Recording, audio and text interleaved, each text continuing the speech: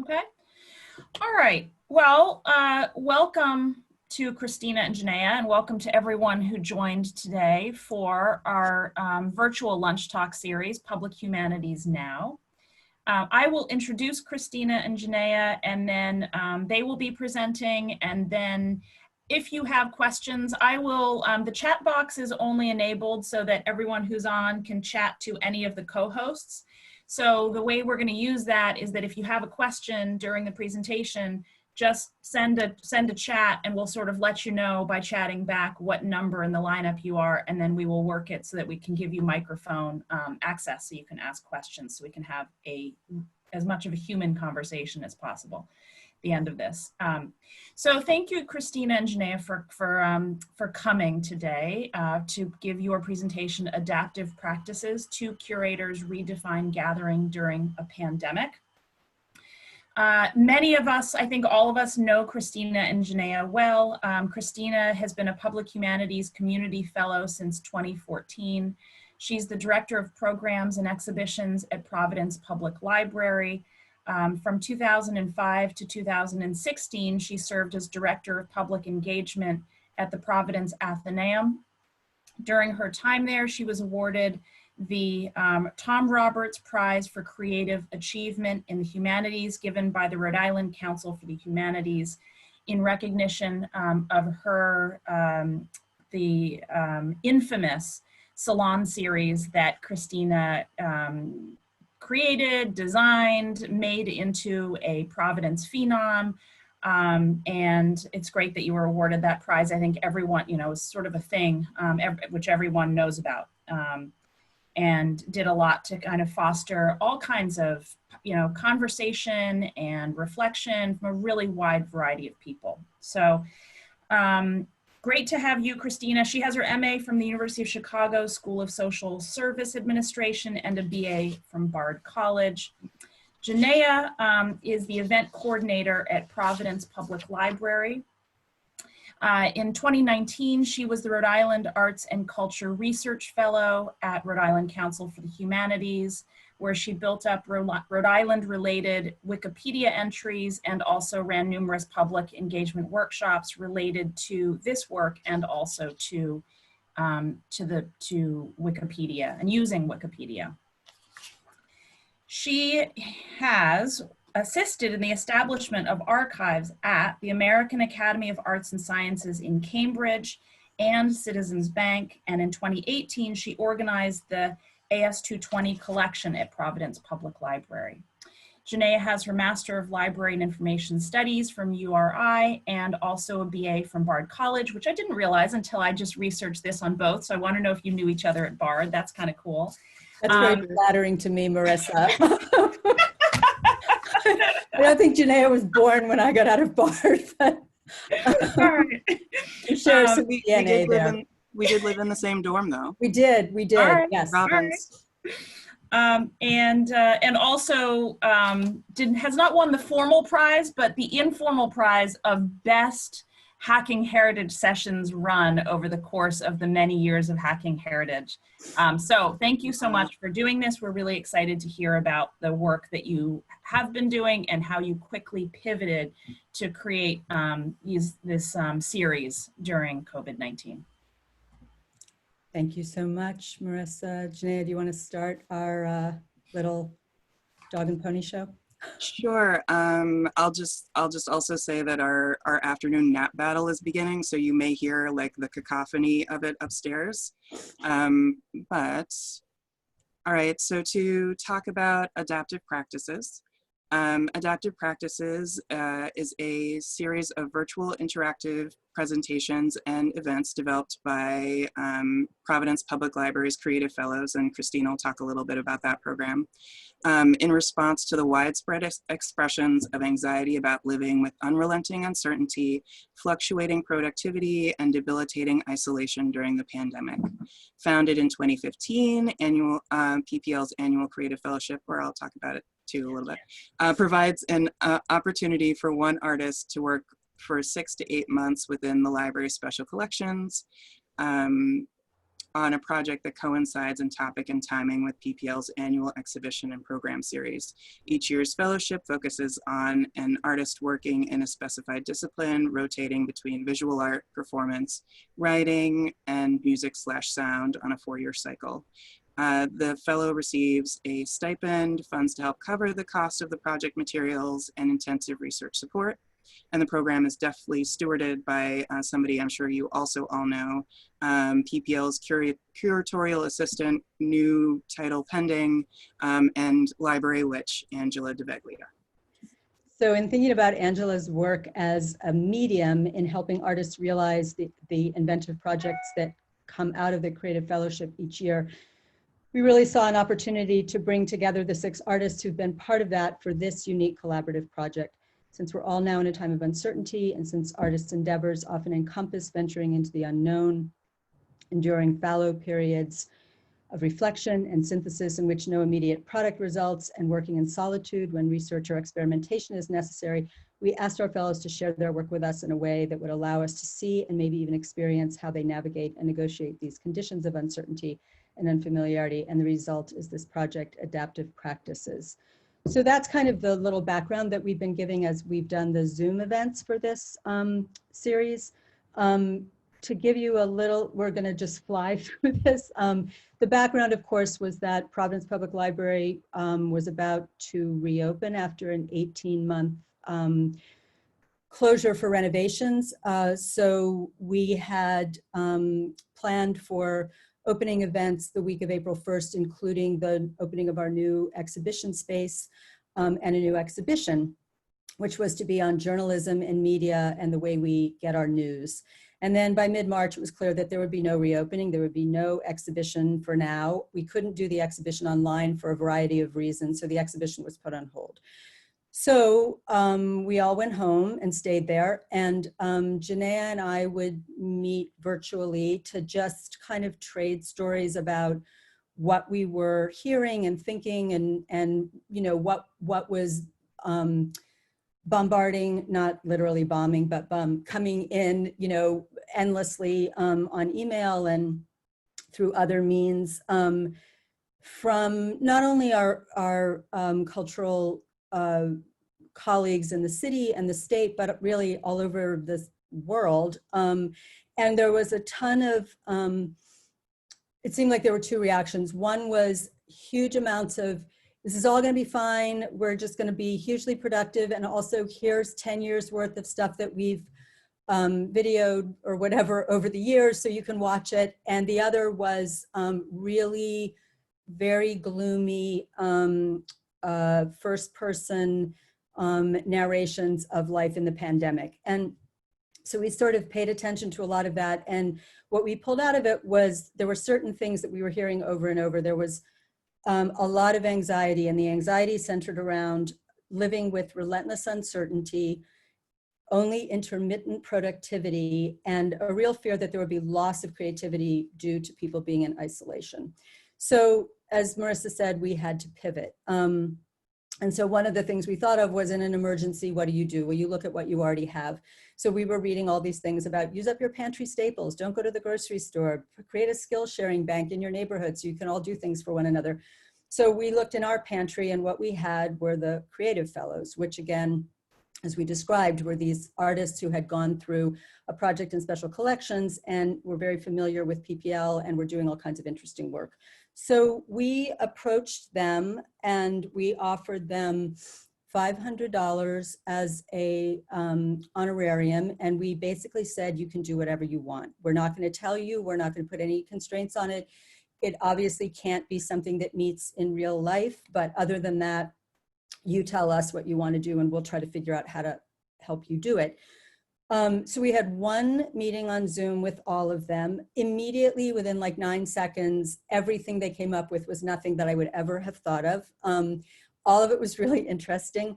All of them almost immediately, it was also interesting, some of them knew each other, but some of them didn't. And I would say they represent, the youngest artist is probably early 20s, the oldest probably early 40s. So it was a pretty big mix of where people were in their lives and careers. But they all kind of zoomed in on this, they all decided that they wanted to do something durational across a period of days or weeks with some kind of scheduled set of things. So the programs ended up being, and this did not all come out of the first meeting, but just so you have an idea, Becky Davis, who had originally done her creative fellowship in performance, did a program called An Ode to Home. It was a 2-part workshop on Zoom with people who had an assignment in between the two. Micah Salkind, whose fellowship was in sound, Hold Open the Portal, which was a 6-day sonic mix release, and then a culminating gathering to talk about that. Listen for It by Laura Lamb Brown Lavoie, who was a writing creative fellow. She did a release for 7 nights in a row of exercises and meditative things to help you keep silent for 12 hours and open your receptivity. Walker Metling did a durational and isolational birthday celebrational, which was on his 40th birthday. And for 24 hours, he drew, and it was all on Twitch. Janaya will talk more about that. And he had been a visual artist. He was drawing comics. Kelly Erickson, who's a sound artist, who's our current creative fellow, but has not been able to do her project yet. She is in the middle of a project called How People Talk / A Composition of Conversations. She's had 1 workshop night, and the next one will be on Friday. And the final artist, Carrie King, who is a visual artist, documentation of an evolving tap dance ritual in 3 parts. And she has released 2 out of 3 short videos of her tap dance practice. So we were totally on board, but we had no idea how we were going to do any of these things. And so that was really the only group meeting we had. We then began having these individual meetings with each of the artists and conversations and tests and all this kind of stuff. And that leads us to Janaya, who had to actually figure out how to manifest all of this brilliance and creativity. And without her brilliance and creativity, none of this would have happened. And I want to just say she's going to talk about how that happened and how we got the word out. And also she coined the great phrase, born digital and born COVID, because that is really important to the DNA of this project. So I will now turn it over to my compatriot.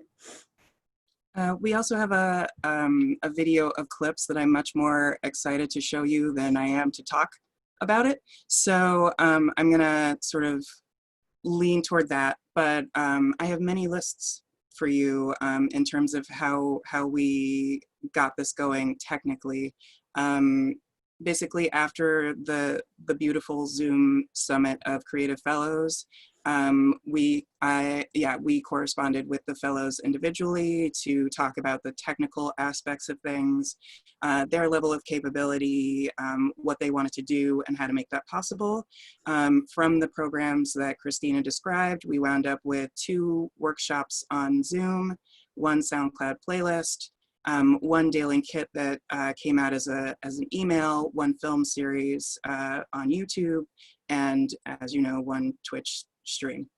So the rundown of applications used from those 6 things includes Zoom, and that was for pre-meeting with artists, a Zoom green room, which I'm totally making a thing. It is a thing.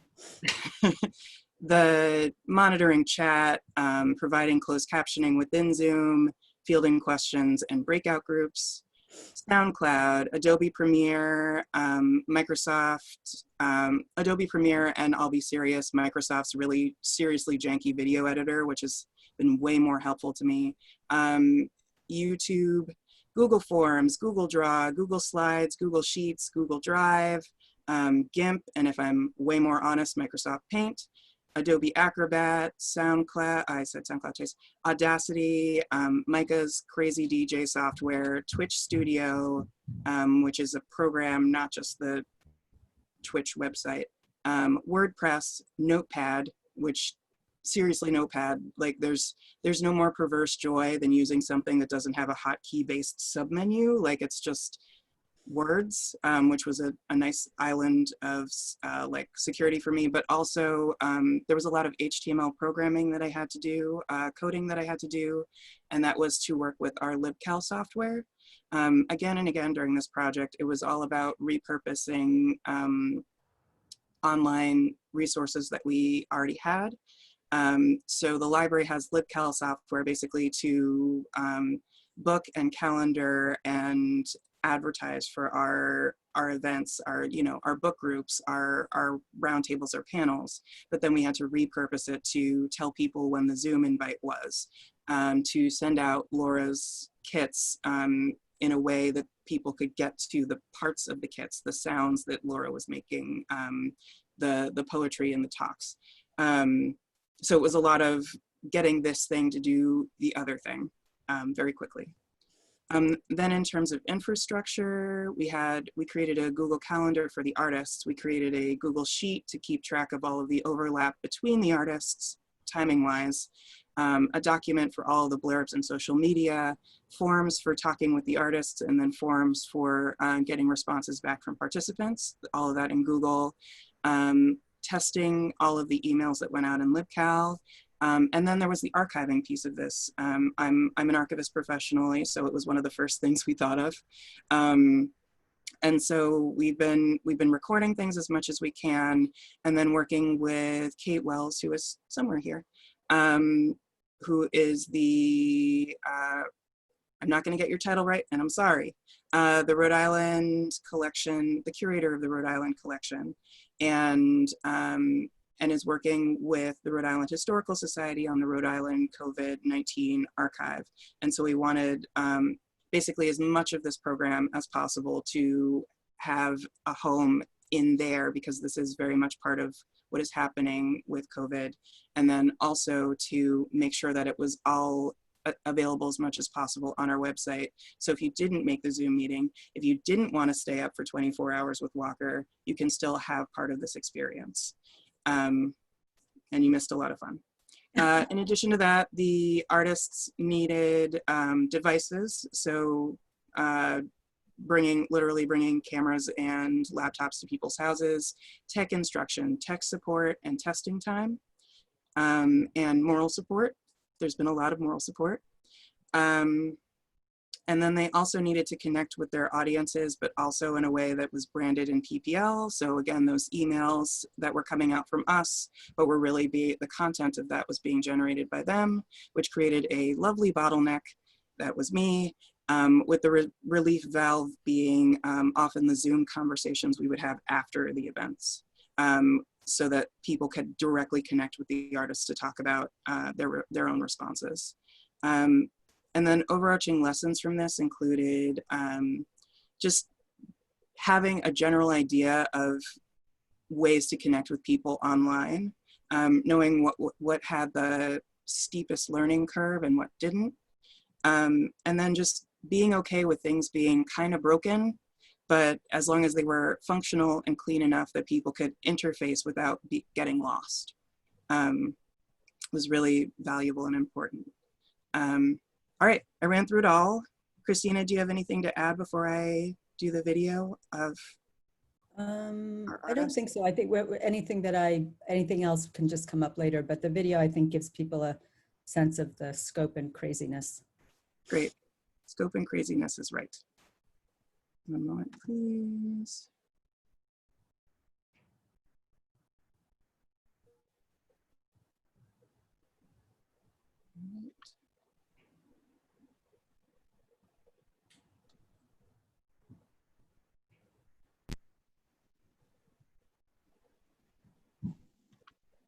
The end of my presentation of an ode to home. So next I have an invitation and a provocation. What does home mean to you? How do your surroundings tell the story of who you are? And I would like to invite you to make a video in response. Next slide, please. Sorry.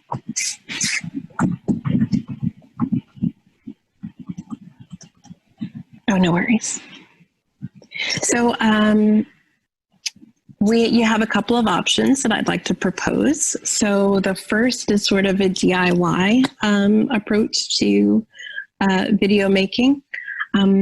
If we can watch that first video real quick, I made a very short example of just manually flipping through images. So if you have printed photographs or a collection of images that you would like to draw from, it can be as easy as you flipping through those images manually and recording that with your cell phone.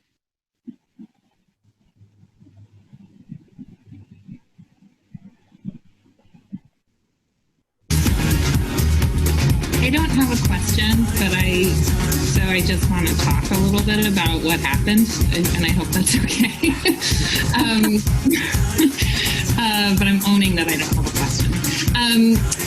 I'm working from home, but like my job at a theater doesn't look like anything it normally looks like, right? So I've been having a hard time like structuring my time, and then I signed up to do this project because I was like, I'm really good at a schedule, and now I'm going to force myself to take a walk every day, which I know will be better for me. And I'll have music with me, you know? And I have to say that first day, it just rewired my brain in all the ways that I needed. And I became like a proselytizer, and like, not just for this project, but for like music. Yeah. I was like, no, you don't understand. Like, take a walk and you should listen to something and like have an experience. But so it's funny to think about that first one being about time, because I actually was like squeezing it in between one Zoom meeting and another Zoom meeting. And I knew I was going to go 4 minutes into my next Zoom meeting, and I was like a little stressed about it, but I was like, just keep going, something will happen. And by the time I got home, that Robin song came on, and I danced so hard with my headphones on in my apartment. Like, I have not danced that hard in a long time, and it felt amazing. And then I was like, I'm unstoppable right now. And while I was like, I have to get to this other meeting, how am I going to make an excuse?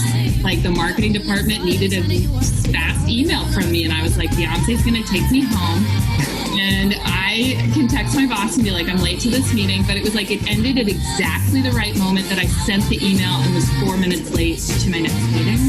So, yeah, I have so many feelings about this project, and I just am really grateful to you for making it. And and it all started for me with walks. Like, I take a walk in the middle of the day most days when it's possible. Today was a little gloomy, so I ended up not doing that today. But and having a thing to listen to along those walks was like a goal, right? Like, so creating things that, and I would preview the songs together in a particular order, and then walk with them and see how that felt, and if it got me out of my head, or if it like put me in a better state of mind. And then that was the kind of research that went into then making the mix, which was, you know, I went to my DJ setup, which you can like sort of see behind me right there, and just played like through the songs and improvised a little bit and tried to like make them make sense together in order.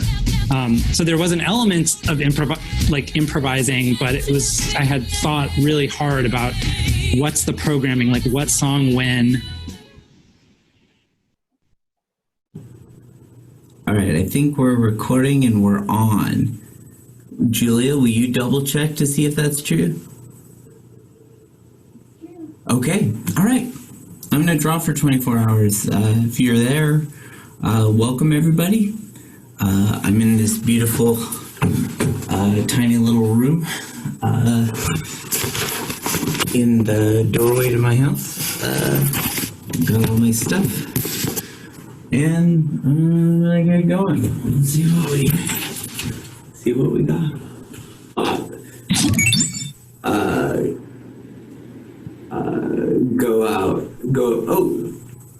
See McMahon crazy video game noise on the screen. But anyways, that's that one. And then I've just been doing one panel per hour. So I'll have like a 24-hour panel. But this one is about having the weird thought that that there was eyes watching. What one anonymous set of eyes. It's so funny.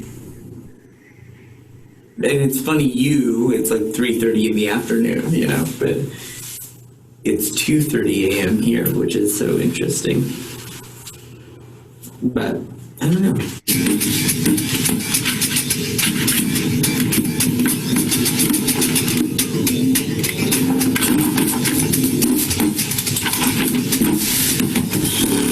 Okay, excited by those. Let's see.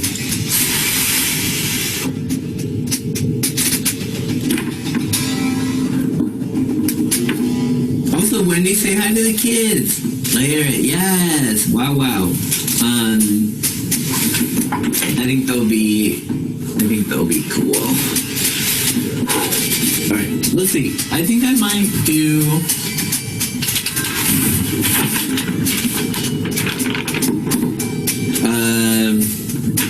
I put it out there earlier if people had any suggestions for. I'm just going to go through the sketchbooks from Sketchbook Church, and I've been making the black layer for trading cards, and then I put it out there if anybody wanted to make a suggestion, and Taylor and Ryan Bradford suggested making a drunken intellectual professor COVID-19 wearing a face mask. And so I did a card of that. So if anybody has any suggestions for characters, that's fine. If you don't, that's fine. I can surf in the Sketchbook Church sketchbooks and grab them. Or if you're a Sketchbook Churcher and you've got a wholeness. Klocek calls this the path of the mystics, and it's also a part of traditional ecological knowledges of peoples all over the world. We can combine these two approaches, the abstract reasoning of science and the personal, direct experience of contemplative traditions, into a form of research that really will give us deep insight into the wholeness that underlines all the phenomena.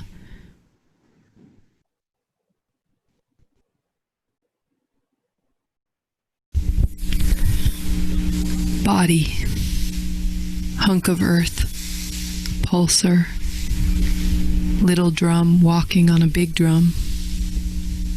Pain comes, red as a punishment, and I'm in here, holding together the bent bone, begging my egg to leave in her clotted gown. Leave me, pain. I am reminded. The acorn of my mind is buried back in this field of filth and pleasure. Thunder for a meal, watering for a good touch. The knife slips and I am the onion, losing my skin. Snake mother, mother who gave me gills, ancient mother whose skull is kept in a box with the extinct.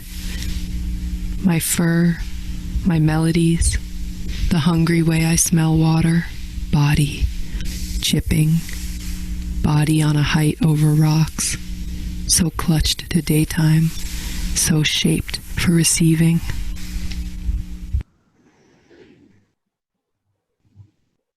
In Miami and different places throughout South Florida, and it made me think it had something to do with the fact that these are, packed reels of tape and the material interacting with the humidity. Just a very rough and nothing precise floor plan, like of your place where you're living now, which you said that you were raised in. Right. Okay, so we can. Here, why don't you do it? Okay. That way, every time I go to do this, it always comes out looking strange. Yeah. Okay.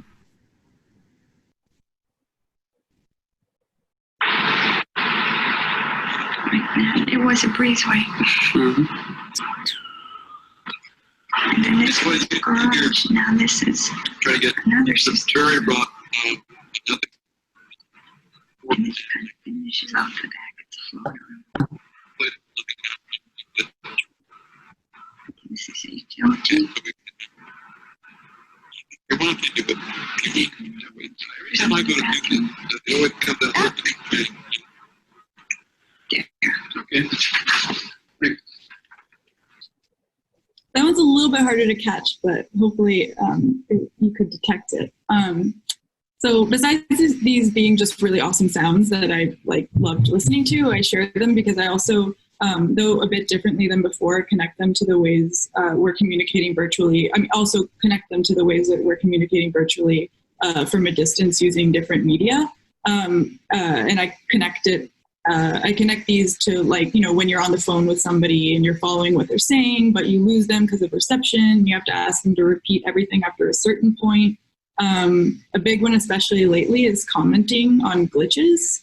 So there was that one where you said, "Oh, if the microphone's too close to the machine," and it reminds me of in video conferences how commenting on the glitch when there's when there's a glitch in the audio or video, it's become this tiny but very common part of our conversations lately.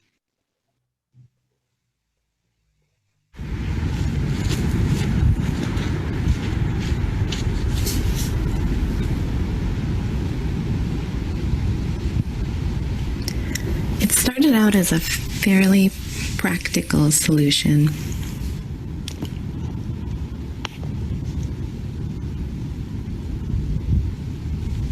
I knew we'd be cooped up for a couple of weeks, we thought at the time. I really didn't want to lose any of the movements that I'd been working so hard on. I didn't want to drive my neighbors crazy by dancing in my apartment. So I started to go out and look for wooden surfaces that were at a safe distance from others.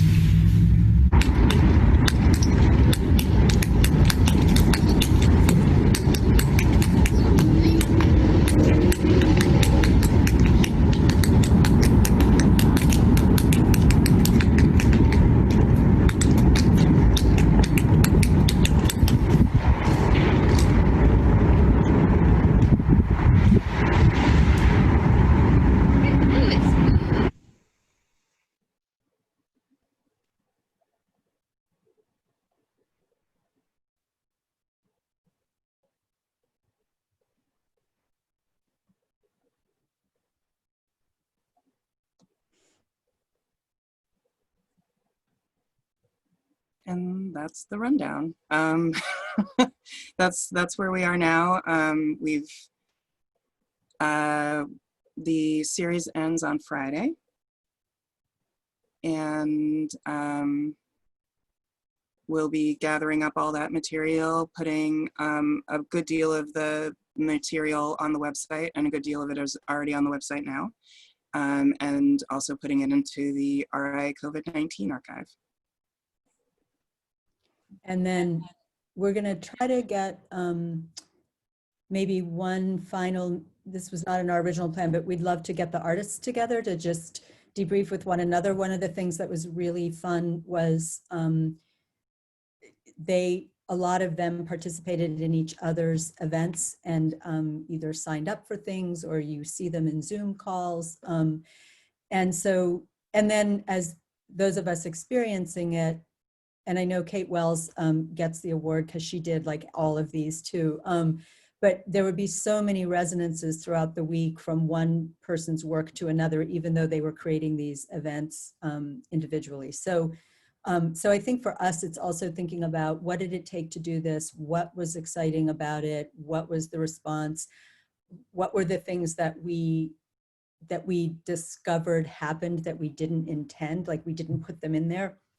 But that we think would be useful for going forward, because obviously this kind of programming, not gathering in real space, is going to continue for some time. And I think that I am somebody who my entire career of programming has been based on it being in real life with people together.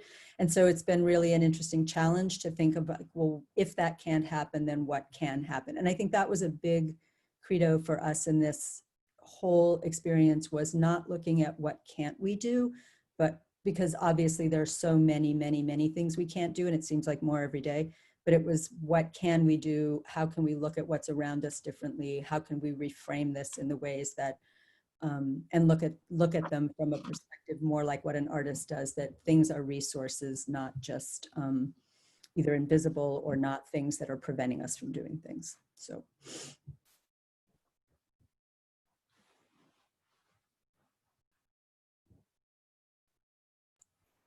Do you guys want to take some questions?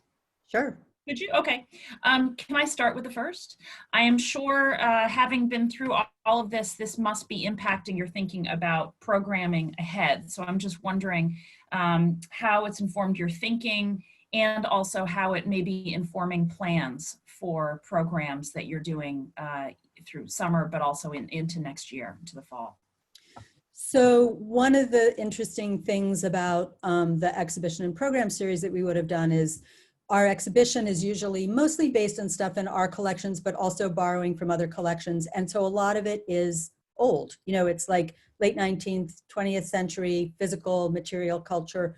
And it's stuff that can be kept in the archives. So when we're talking about any topic, the curator puts together the exhibition, but programming becomes the way to kind of flesh out stuff that we wouldn't necessarily have material representation of. So our theme was the news and journalism, and I had a whole series of things that seemed interesting at the time. And then this, you know, we entered COVID world. So our exhibition will stay pretty much the same, but the kind of contextualizing programming that goes around it has to totally change, because obviously another huge piece of this whole experience with the pandemic has been the media and the role of the media and all that stuff. So I'm rethinking that entirely, but I'm also just this is why, you know, when we get through this week and Janaya and I have time to really debrief with the artists, but also with one another, and really comb through what the responses have been. I mean, we're going to have to continue programming digitally. And I think one of the things we recognize is that it's as she said, you know, it was digital from the beginning. It was born digital. It was not turning something that was already something else into this. And I think that has made a huge difference. One of the things I recognized over time was that even though there were all these fantastic resources being sent to me by every cultural institution every 5 seconds, I had zero interest in looking at any of it, even though it was stuff that on some level I'm very interested in, because it felt like stuff from a world that doesn't understand our world right now. And so I think that not like we're going to do, and I think this project was an example of it. It's not a project about COVID, but the lens is the lens that we're all in. And so I think being able to think about how exciting it was to program in this way that was so conscious of a kind of zeitgeisty moment was important. Also that there's a kind of access that this gives, which of course everybody has been saying to me for all the 20 years that I've been not wanting to do digitally based programming. There's access that it gives to people that wouldn't otherwise be able to come to things. And so I think, you know, we're seeing this all over the place with, you know, communities and people's different abilities for all kinds of reasons. So I think that this is like the tip of an iceberg for us. And I think it's a really exciting prospect going forward. But Janaya, you should talk to, because you're, again, like you're really in the digital piece of this. Well, the only thing that I would add is in programming going forward, we're planning for Zoom fatigue. Yeah. There's the wave is already here. We saw it coming 2 weeks ago, but I think we're all kind of, I'm happy to be here with all of you. We're all gradually becoming done with it. We don't want it to be constant, or if it is constant, if it is happening, we need some kind of variation, some kind of treatment of the Zoom medium as what it is, which is A, exhausting, and B, what we're doing all the time. So we're thinking about interesting variations on that. And I don't know if we want to spoiler alert the upcoming event that we have. Christina, how do you feel about that? Matthew and Jason? Mm-hmm. Yeah, sure. I don't think it spoils anything. Well, so for example, for that, they're thinking about instead of just having plain old screen share slides, they're going to use the slides of a scandal, a naval scandal that happened back in 1919. They're going to use their slides as their Zoom backgrounds, which has a lot of fun potential, it's just a nice variation on Zoom being talking heads. Suddenly they're in the history instead of here's the history and here's me, the talking head, for example.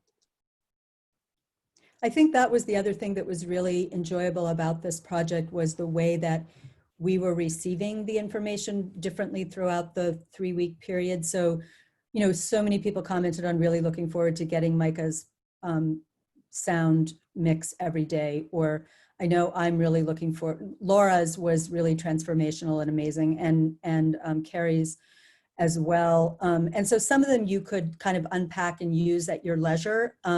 You could go back to them. I think that people could create relationships to those. You could do parts of them and come back and do other parts later. So all of that stuff where and I think there's been a theme in all of the work that people have done and in the way that it's been manifested, that when we're in this kind of a realm, all the places where there's something unintentional or accidental or that we didn't know was going to happen becomes really important and interesting. So I don't know, there's just a lot of, you know, there are a lot of things as somebody who spent a lot of time thinking about what's the physical dynamic in a physical room among a group of people, I'm really fascinated to be in this kind of new space that everybody's sharing and thinking like, how does all that translate into this different space? And I think the other thing that, you know, I'm also kind of feeling, I told you so, because so many people now are talking about how great real life is. It's like, yes, some of us have been saying that for a long time. But because we all have to be in this space now, it changes. I mean, it's not like people weren't meeting digitally, but now there's no choice. And so that changes the dynamic too. So just really paying attention to all of that and figuring out programming that can kind of help us understand and define that more seems really exciting to me. Thank you both. So I am going to scroll through and unmute Sherry, who had a question that she can ask in her own voice. Sherry, I think I unmuted you successfully. Yeah, and let me put on my video. Hi, everyone. I'm Sherry Weinberger. I'm the president of Gallery Night Providence. And I have found this extremely fascinating as many of us in the art world are trying to figure out both how to support and sustain artists and how to provide access to the public, because we don't think of art as something that we have a relationship with virtually. We think of it as something that we stand in front of, or we watch and we listen to, but that we're active in it. And Zoom makes it feel a little passive. And so at Gallery Night, we're trying really hard to figure out how do we continue to, we've always used our social media as a way to inform, and now we're trying to figure out how to use it as a way to connect. And it's very different. It's a very different way that we think about it. And hopefully we will be able to connect with a wider, broader, and more varied public, so that when we can get back to doing in-person activities, we can convert a lot of those virtual Gallery Night followers into actual gallery goers.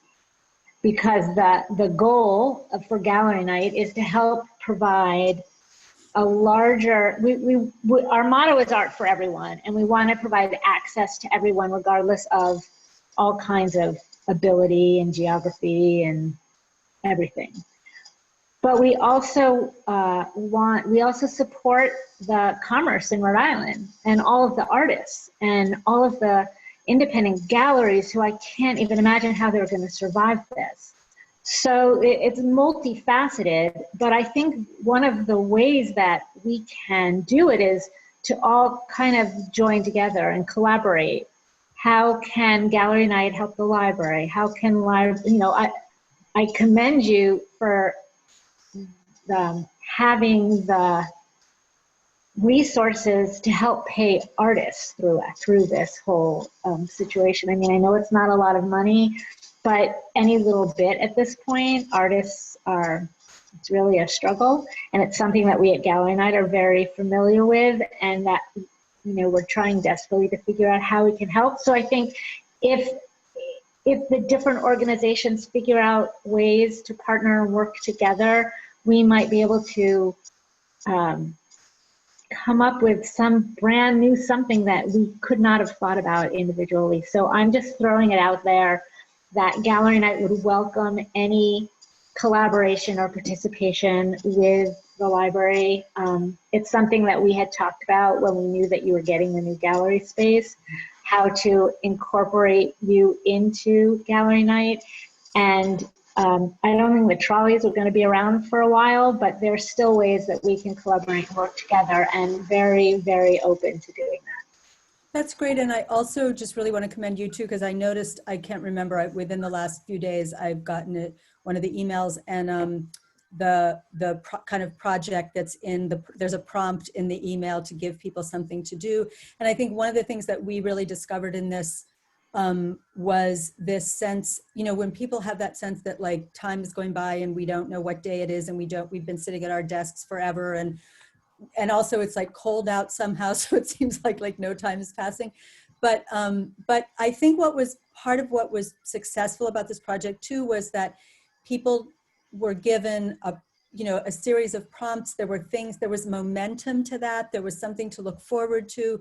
There was something to engage them that wasn't just, mindless distraction. It was like, because when people talk about like everybody wants to be distracted, it's like, no, our lives are completely distracted right now. People want them to be able to focus and concentrate and have that sense of mastery and momentum. And so I noticed that and thought like, that's a really wonderful, that's something different than I'm seeing just everywhere. So I'd love to hear more about how it goes, and we'd love to talk to you about collaborating somehow. So yeah, it's called Motivational Mondays. Anybody, you can go to gallerynight.org or our Facebook page or our Instagram. You'll find it there. Every Monday there's a new prompt. It's for everybody or anybody to participate. In fact, this week's prompt is chalk art on your driveway, on that sidewalk, on the side of your building. You do it on a piece of paper, on a rock. We don't care where you do it. But it's also a way to help parents get children involved. This isn't just for your career artists. We want everybody to feel like they can participate. And then on Sunday, we collect all of the submissions into a grid. So every Sunday is posted a grid of all the artists who participated that week. And so if you go back through our Facebook page, you'll be able to see the past 5 weeks of activities that we put out. Thank you. Thank you, Sherry. Thanks so much.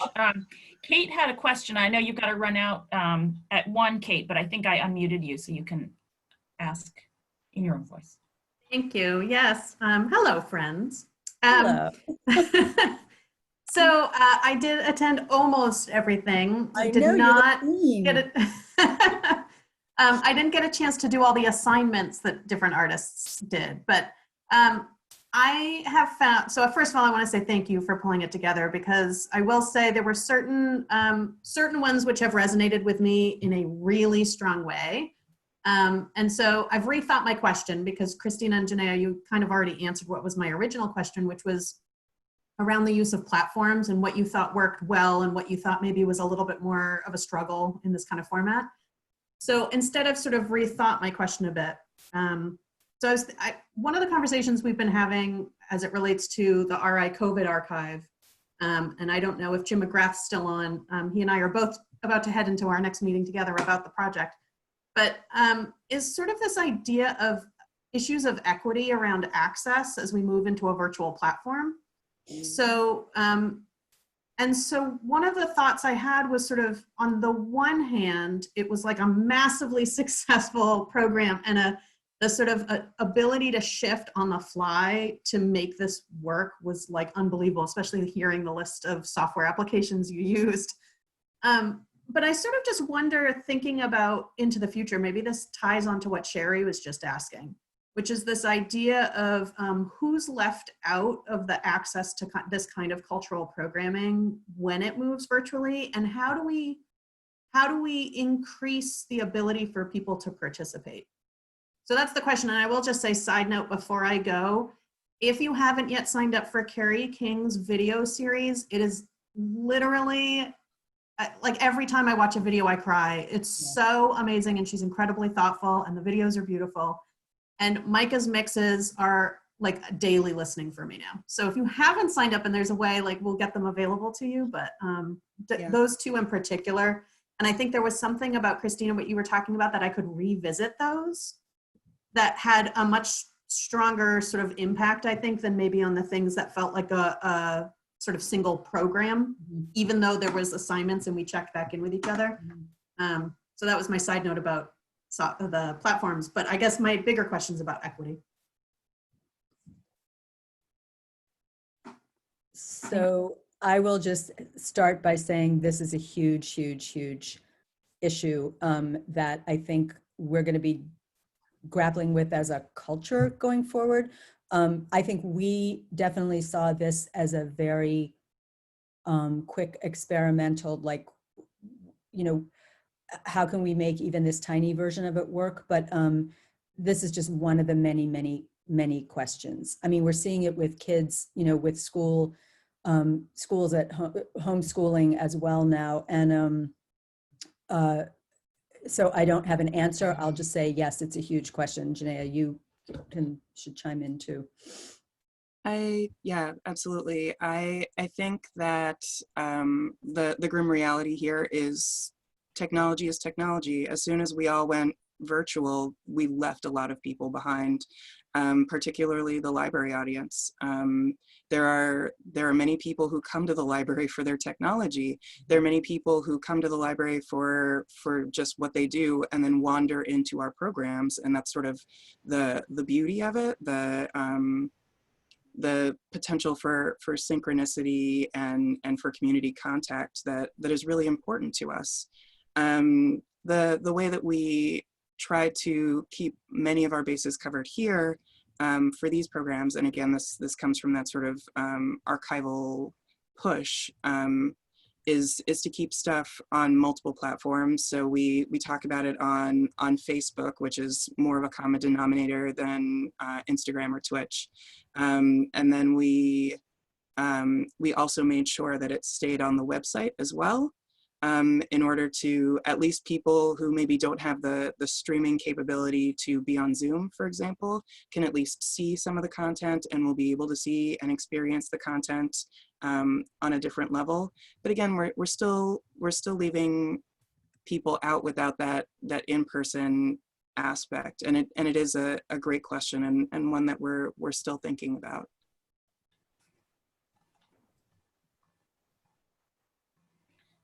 Thanks. I think Julia, who is now unmuted, also had a question. Julia. Hi, everyone. I'm Julia Renaud. I'm an alum of the Public Humanities program and the exhibition manager and curator at the Center for Reconciliation here in Providence.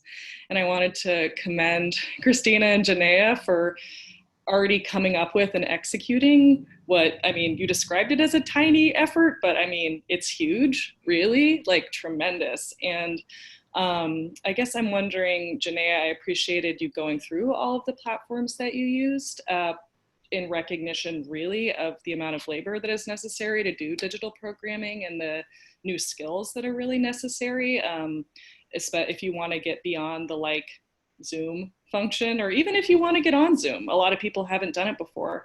And so I know the answer to this question on some level is depends what you want to do. But I'm wondering what are like the top 3 most useful non-Zoom platforms that you would recommend for people trying to execute digital programs, digital exhibitions, you know, in terms of user friendliness and on both ends and capability. Like, what's the best kind of investment and reward ratio there? Thank you. Thank you. Thank you for that question. And hi.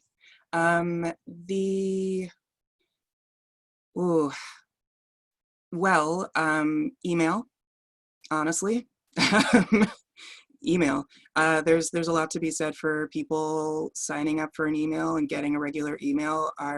Again, as Kate was saying, our durational projects were some of the most resonant. Just getting that regular thing, and then also that being another one of those common denominators. You don't have to have like ultra fast speed. You don't have to have a camera. You don't have to have any of those other things. It's email and it works. You can do attachments, PDFs, sound, other things, and it connects people. And then the Google Suite, for all of its evil and good, was enormously helpful and useful, again, at that common denominator level, being able to give it to artists, being able to have like little drives, for example, for Laura's kits, which included like sound and links and pictures and videos. That was all located in a place where people could just download it quickly. And then sort of weirdly honorable mention was Twitch. It is the Wild West, and I actually don't recommend going into it unless you're like ready for hacky weirdness. But it truly, there was something about Walker's marathon and the fact that it was Twitch, like the video, the chat, his in-person conversations, and then at one point it was also like in-person conversation, Instagram Live, like IGTV, and sorry, Marissa's dog, so adorable. So like like all at once, and it managed to create a community. Like people in the chat were talking to people on Walker's porch, and like somehow that sort of chaotic thing just worked perfectly with Walker's personality, and it like came together in this really beautiful way that felt like you were in a room full of people somehow. And just to kind of, I mean, it was hilarious. Like I literally was chatting something to him, and Janaya was on his porch, which was very funny. But in another way, that also functioned like Micah. I think there were 80 people who signed up for Micah's mixes. So we were all getting them at the same time, but obviously we listened to them whenever it was, you know, when we took our walk or whatever. But you knew that day or that week, there were all these people across the city who at some point or another were hearing this mix that he had very carefully curated to create, you know, these highs and lows and transitions and whatever. And so it was really fascinating, because to me, always the thing of everybody being in the room together is that there's a dynamic that you can't get another way. And obviously that isn't the same dynamic, but it's a different dynamic with a similar kind of power to it. So there were all these interesting ways that even though people were doing things at different times, the fact that we were all doing them somehow also felt very communal. And I'll add to that, having an opportunity for asynchronous communication between people was really nice. So on SoundCloud, there's that commenting feature where you can like comment like, this is when the bass dropped and it was amazing. Like or like, yay, Beyonce, like all of that stuff. And then it became like a layering effect where you could see where it affected different people at different times. And that is a community in and of itself as well. And I would say SoundCloud and Twitch are also fairly user-friendly in terms of learning curve. Twitch, mostly if you're like a gamer and you speak the language, like you can pick up on the use of Twitch Studio fairly easily, and SoundCloud has a really nice, robust help center and FAQ. Great, thank you. And for everyone, you can check out the group chat box because Janaya just shared the links to Micah's mixes and Carrie's video. So it's a little after 4, and I just wanted to, first of all, thank you both. I mean, thank you for the work, and also thank you for coming and sharing it with us today. And I'm looking forward to seeing what the Brain Trust at PPL is always up to and will be up to in the next few months. I also just will share, you know, it's interesting, Christina, as you were saying, you know, hearing, we've had some people who have shared work on the virtual lunch talks who do programs, and most people who do programs love the in real life experience, believe in it, think it's really important in so many ways. So, and I am in that, you know, I'm definitely in that category.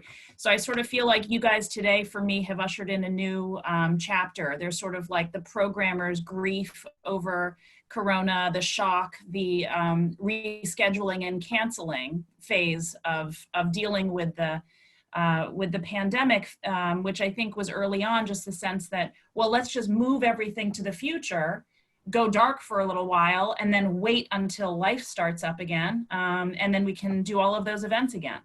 And then, you know, for a while now, we've just been in the Zoom kind of, okay, we can't do that. Well, let's just put everything on Zoom.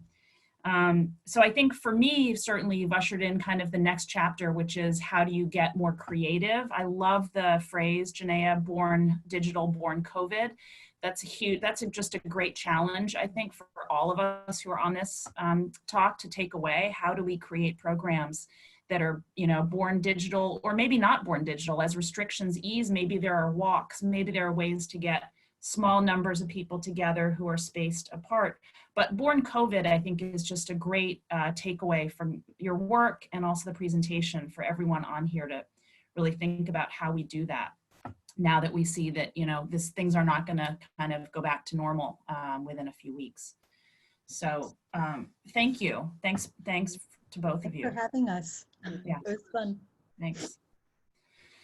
Okay. Well, everyone, be safe, be healthy. Check out the links that Janaya shared, and I think everything else you should be able to find on the PPL website as well. And can't wait to follow along and see what you guys do next. Thanks so much. Thank you. Bye, guys. Bye. Bye.